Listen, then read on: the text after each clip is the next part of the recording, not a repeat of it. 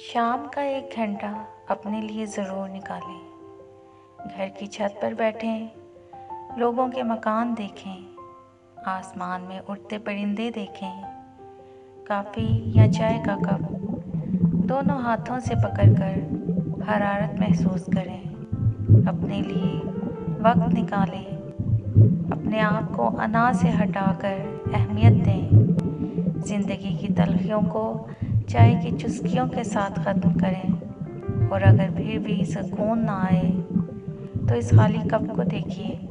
جس طرح اس کپ میں دوبارہ چائے بھرنے کی گنجائش ہے، اسی طرح آپ کے اندر بھی زندگی اور خوشی بھرنے کی گنجائش باقی ہے۔